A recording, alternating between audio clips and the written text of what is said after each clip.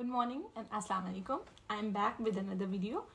I wanted to make another video very soon after my last one, लेकिन इतना कोई busy schedule चल रहा था कि उसमें बिल्कुल टाइम नहीं मिला बनाने का. लेकिन the way people are praising and the way they are watching and views अच्छे हैं, काफ़ी सारे हैं, हंड्रेड्स में हैं. एक वीडियो पे आई गेस 700 अराउंड हो रहे हैं. तो it's good to see that people are taking interest. मेरी एक बहुत अच्छी फ्रेंड है. Once I met her at a marriage ceremony, और फिर उसके बाद उनसे मेरी फ़ोन पे थ्रू मैसेजेस वगैरह इन टच हैं हम. उनका मेरी लास्ट वीडियो देखने के बाद एक मैसेज आया था कि आप नेक्स्ट वीडियो इस टॉपिक पे बनाएं कि बच्चों में जो कॉन्फिडेंस की कमी हो जाती है, कुछ बच्चे इतने कॉन्फिडेंट नहीं होते बहुत छोटी स्टेज पे, इस बारे में. And I really wanted to make video for that क्योंकि बहुत अच्छा टॉपिक है. And today we will discuss about this. Okay, so this is not something new we are hearing. बहुत सारे parents, almost I guess every other family में ये issue होता है कि जहाँ काफ़ी सारे बहन भाई, कज़न या जॉइंट फैमिली या सेपरेट भी, बहन भाइयों में भी हर बच्चा एक दूसरे से डिफरेंट होता है. और अगर 3-4 बच्चे हैं तो कोई एक आध बच्चा ऐसा होता है जिसके बारे में हम कहते हैं यार ये इतना कॉन्फिडेंट नहीं है, ये खुल के बात नहीं करता, इसे तो आता भी होता है तो भी ये सही नहीं बोलता है, समथिंग लाइक दैट.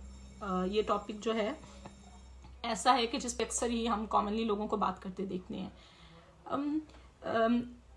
इसमें भी सबसे पहले ऑफ कोर्स जब बच्चे सबसे क्लोज अपने पेरेंट्स से होते हैं, और अर्ली स्टेज की आप बात करें तो तब तो बच्चे इतने सोशलाइज नहीं करते हैं, इवन उनकी स्कूलिंग भी स्टार्ट नहीं होती है. घर से उनको कॉन्फिडेंस मिल रहा होता है और घर वाले ही उनकी हेल्प कर सकते हैं और ट्रिगर कर सकते हैं कि आया बच्चा कॉन्फिडेंट है या नहीं है, या अगर कॉन्फिडेंट नहीं है तो वो किस मसले की वजह से नहीं है. सबसे पहले कॉन्फिडेंट होना कितना ज़रूरी है इस बारे में बात करते हैं. तो कॉन्फिडेंस एक बच्चे की पूरी लाइफ बनाने में और उसकी पर्सनालिटी बनाने में बहुत ही इम्पॉर्टेंट रोल रखता है. अगर बच्चे में खुद एतमादी है और वो कॉन्फिडेंट है तो वो कोशिश करता रहेगा बेहतर से बेहतरीन जाने की तरफ. इसके अलावा ज़िंदगी में किसी भी स्टेज पे, इवन अगर फेलियर भी हो रहा है कि कहीं वो कोई मसला भी आ रहा है, तो कॉन्फिडेंटली पूरे एतमाद के साथ उसको डील करेगा. प्लस जो चीज़ें इंटेलिजेंट, कुछ बच्चे बहुत ज़्यादा इंटेलिजेंट होते हैं लेकिन क्लास में जनरली हम देखते हैं कि बहुत इंटेलिजेंट होता है, आप उससे पूछें तो आपको बता देगा, वो एकदम हाथ रेस करके खुद से आंसर करने वाली चीज़ें नहीं कर रहे होते.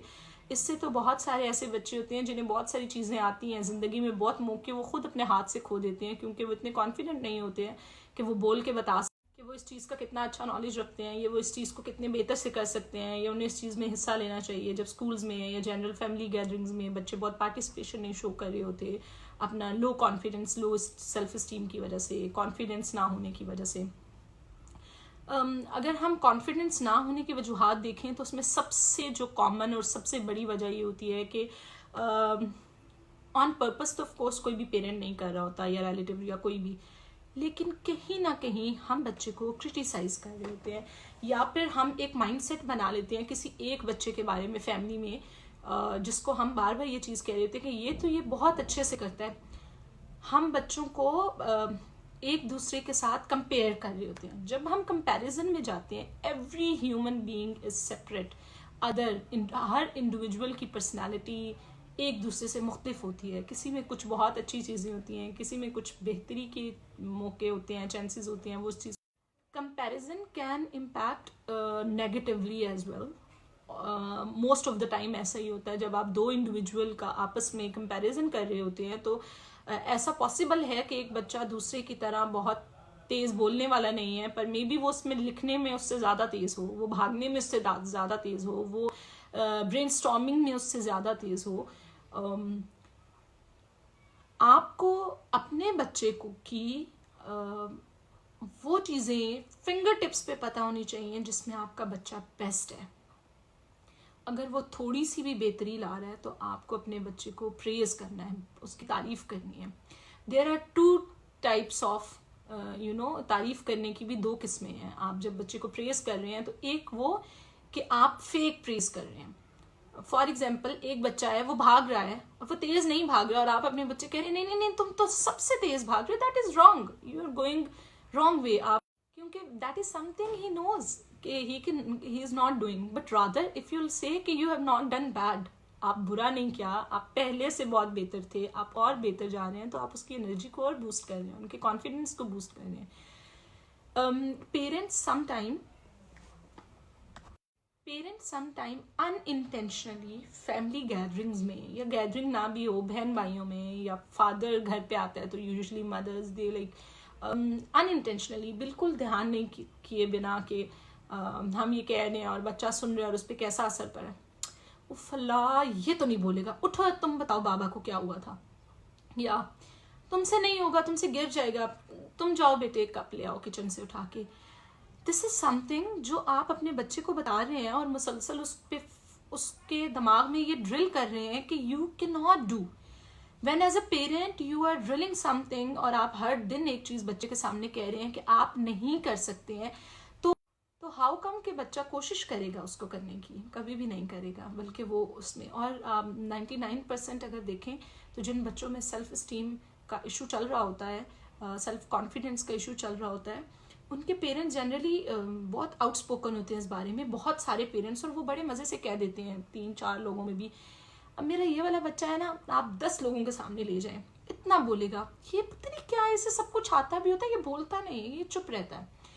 ऑलवेज रिमेंबर, ये कॉन्फिडेंस की बात हो या किसी तरह का भी कोई भी इशू, आप बच्चे के सामने कभी भी उसकी जो शॉर्टकम्स हैं, उसमें जो कोई कमी है, उसको उसके सामने बार बार जिक्र नहीं करते हैं, बल्कि एक अपने लिए घर में जनरली पेरेंट्स एक रूल बना लें, कभी भी बच्चे के सामने उसकी कमी की बात ना करें, बल्कि उसकी बेहतरियों की बात करें, वो चीज़ें जो उसकी बहुत स्पेशल हैं, जो सिर्फ वो.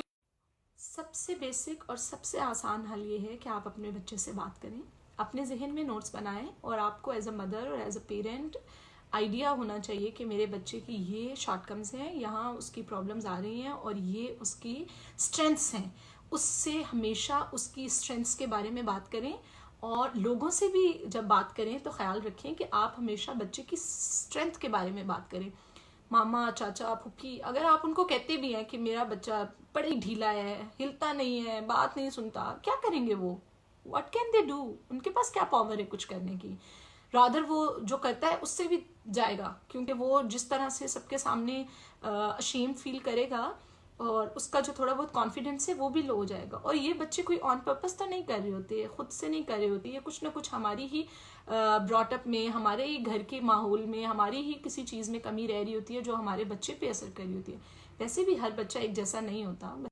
Always remember, we need to talk about their strengths. मेरा बच्चा उठते ही रोता, बहुत छोटे बच्चे, ये उठते ही रोता नहीं है, ये तो हमेशा स्माइल करता है, ये तो मेरी हेल्प करता है. बच्चों को एक्टिव रखें, अपने साथ स्टिक रखें. अगर आप किचन में कोई काम कर रहे हैं तो छोटा मोटा कोई, चाहे यही कह दें कि आपने सब्जी छीली है, ये छिलके उठा के डस्टबिन में फेंक दें, और अगर वो फेंक रहा है जाके सही से, बाहर नहीं फेंक रहा डस्टबिन से कोई, या इवन डस्टबिन के अंदर भी, बाहर भी फेंक रहा है तो भी, he is at least doing something. Praise him, clap for him, give him smiles, give him hug, और उसको इतना अप्रिशिएट करें, और फिर 2-3 दफ़ा उस चीज़ को रैपिडली उसे कहें दिन में कि आपने इतने अच्छे से किया, you were very active while doing that. और कुछ चीज़ें जो आपको लगती हैं कि बच्चे नहीं कर सकते, उसको स्टॉप सेइंग कि नहीं करो, तुमसे नहीं होगा, बल्कि as a parent you think, बल्कि as a parent you set goals, उसी पे तो आपको काम करना है कि जो वो नहीं कर सकते, अगर वो सबके सामने बात नहीं कर सकते, try to engage them when you are in gathering. उनको एंगेज करें, प्रेशराइज करके नहीं, झटके दे के नहीं, पकड़ के नहीं, क्यों नहीं बोलते हो तुम, ऐसे कैसे नहीं बोलते हो, बल्कि प्यार से कोई बात करते हुए.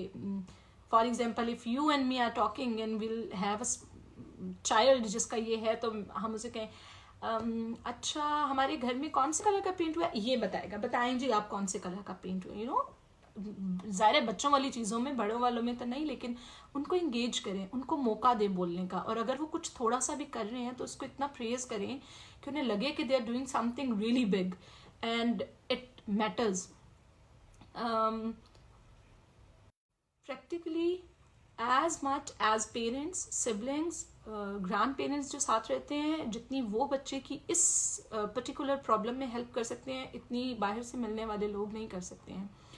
घर के माहौल पे बच्चे को किस तरह से आप डील कर रहे हैं, आप उससे बात किस तरह कर रहे हैं, plus keep your homework really strong. जब आपके बच्चे ग्रोइंग ईयर्स में हैं तो आपको आइडिया होना चाहिए, आपकी फिंगर टिप्स पे होना चाहिए किस किस बच्चे को किस किस चीज़ में कमी आ रही है या हेल्प की ज़रूरत है। बेसिकली कमी नहीं आ रही होती, बच्चे को हेल्प की ज़रूरत होती है, और पेरेंट्स इसीलिए होते हैं, इसीलिए अल्लाह ताला ने उन्हें बनाया कि वो बच्चों की हेल्प करें हर लिहाज से, हर उस चीज़ में जो वो देखते हैं। और अगर वो अपने बच्चों को प्रायोरिटाइज़ करेंगे, ऑफ कोर्स पेरेंट्स करते हैं ऐसा भी, अपने बच्चे की चीज़ों का ख्याल रखेंगे, उनके साथ इन्वॉल्वमेंट रखेंगे, उन्हें आइडिया होगा। अगर एक पेरेंट को वर्किंग पेरेंट्स हैं या बड़ी फैमिली है, वो बिजी हैं, वो टाइम नहीं बच्चों को इस तरह से दे पाते, उन्हें पता ही नहीं है 3-4 साल ये बात कि मेरे बच्चे में तो ये कमी है, या मुझे तो इस चीज़ पे ज़्यादा काम करना है अपने इस पर्टिकुलर बच्चे के बारे में, तो उन्होंने तो वो टाइम गुजार दिया। आप ऑन स्पॉट ऑन टाइम जब आपको जो चीज़ ट्रिगर कर जाती है और जिस पे आप काम करना शुरू कर देते हैं,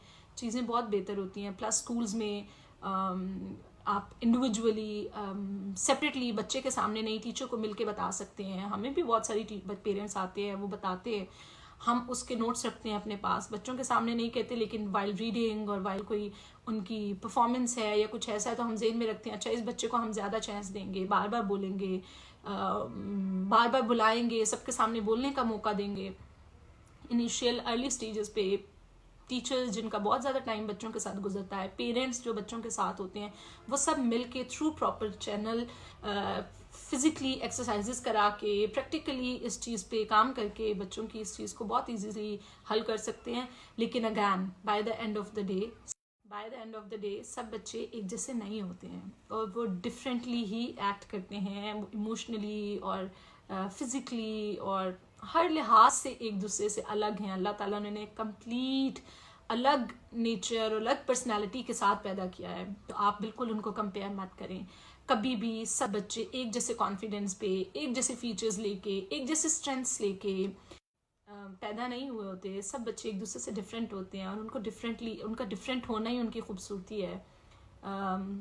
और उसको प्रेज करें, उसको सेलिब्रेट करें, उनकी स्ट्रेंथ्स पे बात करें, और वीकनेसेस पे बात ना करें बल्कि काम करें, उनकी हेल्प करें to come out of it, उनकी हेल्प करें टू वर्क ऑन इट, उनकी हेल्प करें to overcome that specific issue.